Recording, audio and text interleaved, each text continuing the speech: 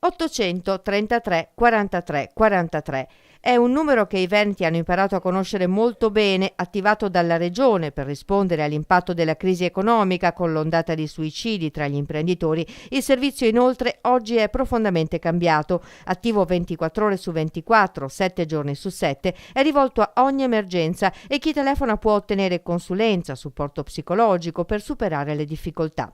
Sono circa 4.700 le chiamate giunte finora al numero verde, con 676 persone seguite sul territorio con percorsi di supporto dedicati. Direi che un'emergenza di ordine prettamente economico è qualcosa che poi di fatto non troviamo nella vita delle persone, perché vediamo che ad esempio la crisi d'impresa per la quale noi siamo nati come servizio poi era una situazione di cambiamento che partiva dalla questione economica aziendale, andava nel rapporto di collaborazione con tutta la filiera di fornitori, eccetera, e arrivava anche nell'ambito familiare, quindi la suddivisione per ambiti tematici a un certo punto ha perso della sua utilità.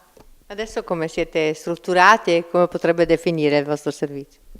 Allora, il nostro servizio sta rappresentando adesso una specie di pronto soccorso comunitario, cioè come servizio d'emergenza noi siamo nella condizione di fare una valutazione del grado di rischio della situazione, agganciare le persone e poi poterle accompagnare insieme a tutta la rete di servizi di riferimento, che è fondamentale poi per la gestione proprio pragmatica delle difficoltà che le persone incontrano, in questa forma di accompagnamento che quindi supporta le persone ma in una gestione attiva.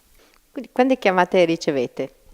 Allora, l'andamento delle chiamate è molto variabile, nel senso che ci sono dei momenti proprio di vero e proprio picco, comunque rimaniamo sempre nell'ordine delle 2-3 chiamate al giorno. Da considerare che nel 2017 abbiamo registrato un boom di chiamate che si sta comunque mantenendo, per cui abbiamo avuto il 53% in più di chiamate nel 2017 rispetto alla media degli anni precedenti. Collegato anche alla crisi economica, quindi?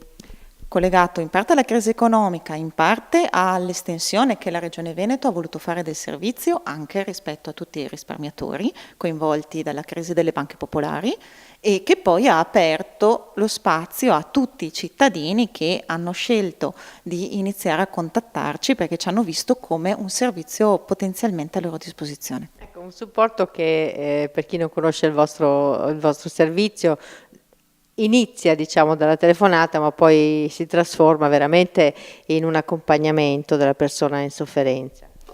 Sì, l'accompagnamento è assolutamente personalizzato, come è unica la problematica, la situazione di difficoltà che ciascuno di noi vive, per cui questo è una grande possibilità che abbiamo in quanto servizio pubblico con il supporto della Regione che ci permette di offrire un servizio che non ha prerequisiti ma che ci permette di seguire le persone, accompagnarle nel modo più efficace. Quindi per quanto riguarda le tempistiche di intervento possiamo intervenire nell'arco di poche ore, così come per la durata degli interventi. Abbiamo interventi che di solito, questi percorsi di accompagnamento che facciamo con le persone, tendenzialmente nell'arco di un paio di mesi riusciamo a costruire una struttura di gestione, no? Un piano d'azione per cui l'emergenza rientra e le persone possono procedere autonomamente. Ma ci sono anche altri casi molto più complicati, più articolati, dove seguiamo le persone anche per un paio d'anni.